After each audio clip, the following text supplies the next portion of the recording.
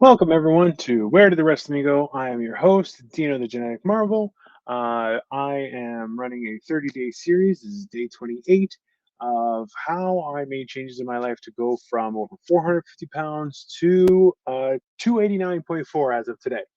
Um, so we started this month and we were discussing some factors that have led to this point. The idea of mindset and perspective was how we really started because I'll tell you, without a strong mind, none of this would be possible. And that's just an experience that I've seen a lot of people say the same thing was that a lot of times we find that we will face certain roadblocks, but if we're not strong in our will and our understanding and our perspective, we kind of will fade away. And I'll tell you right now, it's for myself. A lot of the times, many times I've tried and failed. Um, Next, we talked about how food factors into everything, right? Hey, what's happening, Serge? So, we talked about food and the different factors and really how it's something that you have to learn to figure out. And this week, we've been talking about fasting. One of the key components in this has been me being able to use fasting to my advantage to help realign my relationship with food, right? So it was a combination of not eating and then doing what's right for my body. So we talked about intermittent fasting, which is kind of only having a short period of time where you do eat. We've also talked about long-term fasting, where it can be multiple days. As we discussed, there were factors such as things like going and after 3 full days of fasting, how it starts to affect your body's production of anti-inflammatory stuff and healing cells and growth hormones, which really helps you start building muscle and things like that. All the good stuff, right? Then we talked about how breaking your fast is also something that I'm working on right now because, like I said, I went 111 hours was my max so far, and I felt great, but it was hard getting the machine started again, right? So I'm taking pointers and learning knowledge through this too. Now, we also talked about how um, when you do fast, a lot of weird things happen with your bowels and pooping, and that's something to also keep an eye on. And definitely, if there's something really scary, to talk to somebody, right? It's definitely a benefit. Now, that being said, what I want to talk about today was hunger. Um, as we've discussed, everything has its roadblocks. Everything has its difficulty when it comes to things that will take you out of that situation. We talked about, I use this diagram when we were talking about fasting, how, here, it was actually here, ketosis and glucogen starts rising, which is changing your body from running on sugar to starting to run on your fat and your stores, right? Autophagy, brain cleaning, all these things start to happen. But in turn, if you eat something where it takes you out of that fast, it kind of pulls you back out, right? So a lot of the times people will start doing physical activity, and which is great. It's not easy getting your stomach to shrink. Oh, absolutely, 100%. It is not easy. It's something I was discussing with a friend today. Um, I was almost late to my own show because we were talking about this. Was that the hunger pains?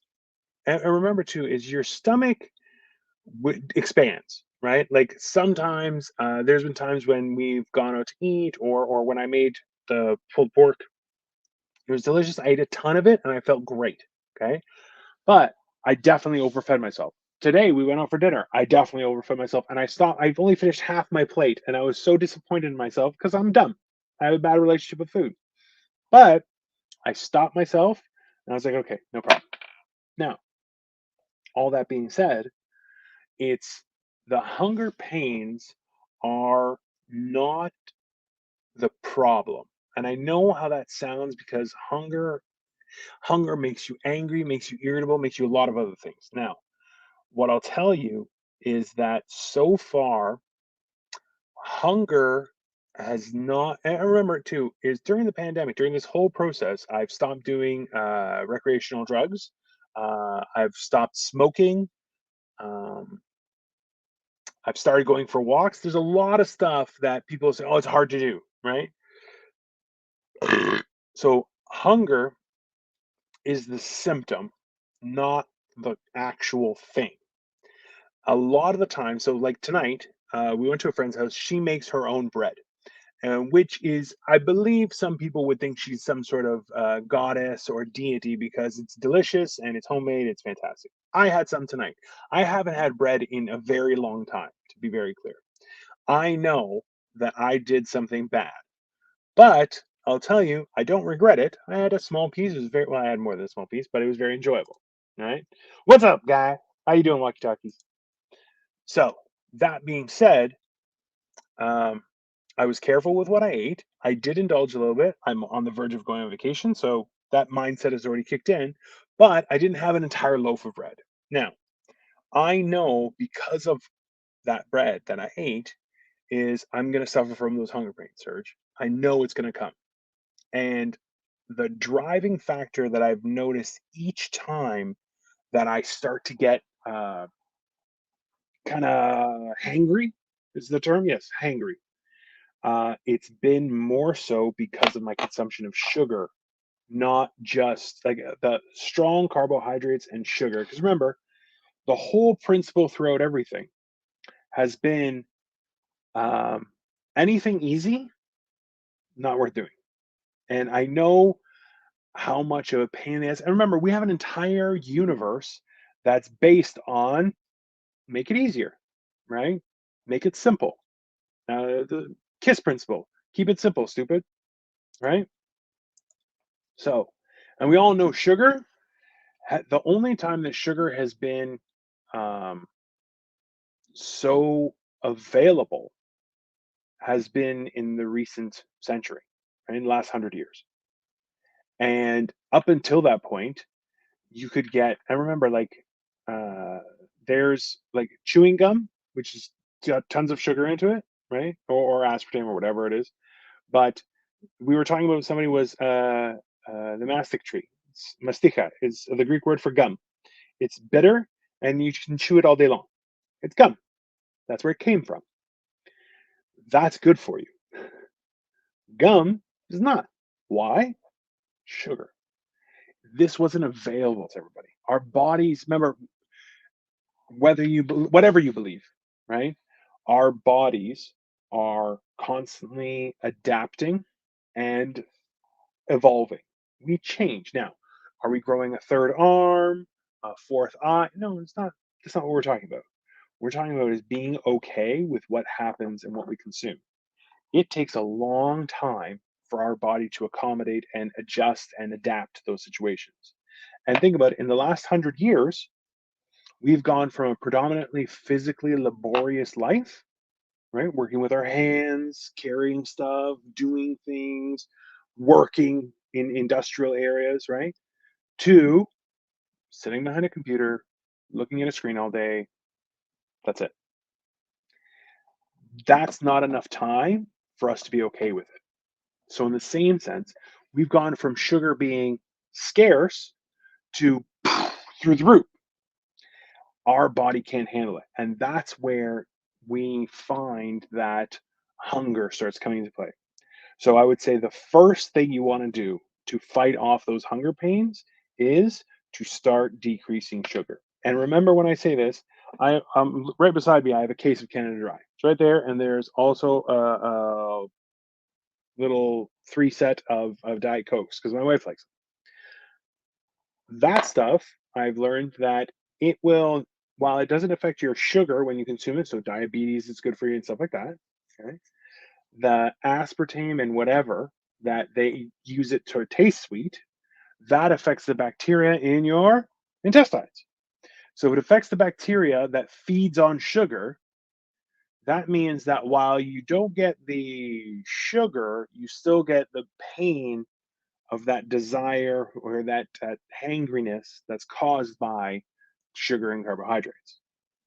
So, if you can wean yourself off of that first, then you'll find that when it comes to starting to fast, it's a lot easier of a process. That's why, like I said, you can't stand there and say, oh, you know what, I'm going to have breakfast and then not eat for the rest of the day. The rest of the day is going to suck. Just standard. So you start with the easy part. Because you know what? Instead of eating dinner at 6, 7, 8, 9 o'clock, 10 o'clock, as some people do, oh, cola is a nightmare. And listen, I love pop. I haven't drank it in months. Now I drink fizzy water. It's not great, but it satisfies the psychological addiction too. That's why it's worthwhile. So for myself, I found that like right now, I had that bread. I know it has sugar, and we made jokes about, oh, it's diet, it's pretend sugar, it's gonna be fine. I know for the next couple days, I'm gonna have those hunger pains. Okay, but because I've worked up that tolerance and that mindset, that's why I can go back and forth and be like, listen, okay, I fucked up, no problem. I can work towards it because it's a conscious decision, right? And that's where it really comes down to.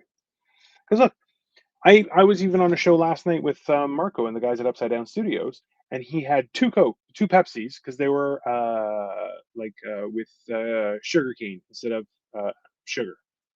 You're going, it tastes better, it's better for you. Even making that adjustment instead of having just refined sugar, but using sugar cane to sweeten things, is a step in the right direction. I drank like 2 small pops and less. It's because you're awesome, Serge, that's why. So that being said, it's definitely one of those things where, it's gonna make a huge difference if you do it in the right order. So, eliminating things from your diet is definitely the first thing, and then understanding how it kind of factors in. Odd question, can you taste sugar cane? Yeah, you can. It tastes it so the it's I believe it would the equivalent is would be maple syrup, right? Like it's juice from the plant boiled down and used to sweeten. It's like I don't know how they manufactured it, but it grows, cut it, they press it, what comes out, boil it down. That's the sugar cane. That's the juice. That's what it is, right? I remember that's how we used to sweeten lots of things. Even to the point where, like, I found out that bananas, if they're very green, they're high in fiber, low in sugar. They're not as sweet. Whereas when they're yellow, a little bit brown spots, very sweet, very low in fiber. So I learned that brown sugar is just refined sugar plus molasses. So if you don't taste it, there's a good chance that it's just being masked by the molasses taste or the tea itself, right? But it's going to be a softer taste. That's been my experience. But I would definitely, I would happily do that experiment with you, walkie talkies, and eat, because, in all honesty, understanding the function of sugar, and even like I have a glucose meter. We test it out, see how it affects you. Because remember, it's not, and as you get older too, your taste buds change. So it may be a sensitivity just to the sweetness, and that can be also a factor. But yeah, you can definitely taste it. But brown sugar, we've all been misled to think, well, it's brown sugar, it's better. No, it's not. It's just sugar with molasses. It's not better for you. Having molasses is better for you, I believe, but not brown sugar. It's just as bad. Which, listen, that's the conundrum of it, is how to stay away from it. Like, I didn't used to eat many fruits. Um, and now I've started to lean on them. But that's because, and think about it this way, is there are a lot of chefs that will go and start eating a vegan or very simple diet to kind of retrain their taste buds. In the same sense, when we're using sugar in everything, like tonight I had some barbecue as brisket, and I know the sauce that they use on it has sugar. I know what's coming. But what I do also know is that uh, using that, I'm going to try and doubly so stay away from sugar for the next day or so, so that if I want something sweet, fruit. Then that change in training gave me better access, or better ability to absorb that sweetness from fruit over uh, drinking pop or sugar in my coffee and stuff like that. Right now, even this evening, I had a coffee with. Uh, I asked for cream, no cream. It's like great, just black. That's fine. If you asked me 10 years ago to have a black coffee, I'd be like, ugh, gross, bitter.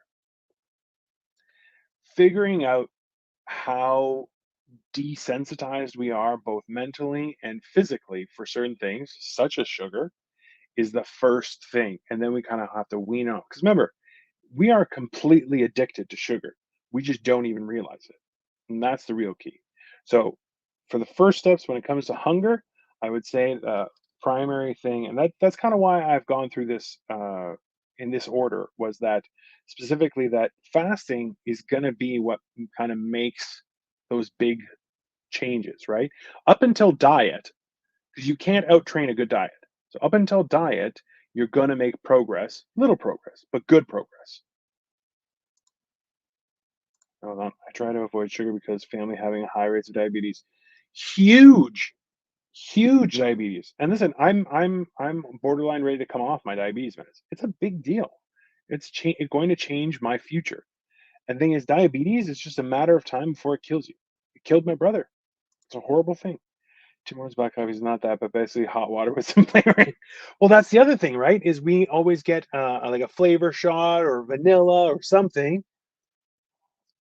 It's just chemicals and stuff. And like, as much as I want it, doesn't mean it's good for me or it's something that I like.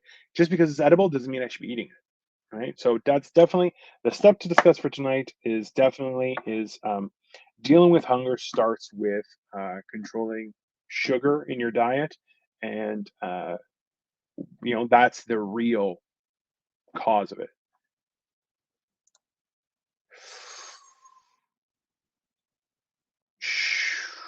Ooh, I would say probably sugar. I would, yeah. Smoking, even this past week when I went for a walk with my buddy, uh, I had a couple of cigarettes. No big deal. I have no lust for it. Sugar, though, until I die. This is definitely sugar. Um, it's maybe someday, but it's not going to be for another couple of years before I can actually say that I have a handle on that addiction. But that's the message for today, guys. So if you like this video and you haven't already subscribed, please do to the channel, and that way you can stay up to date with everything I load. We only have two more episodes because this is number 28, so 29 and 30 over the next couple of days, and I'm going to go over some things. So if you have any questions, by all means, please bring them to those two episodes. But in the meantime, like, subscribe, share it to your friends and family, and I will be back tomorrow with some more information on how I lost an entire person with a fat. Have a great night, everybody.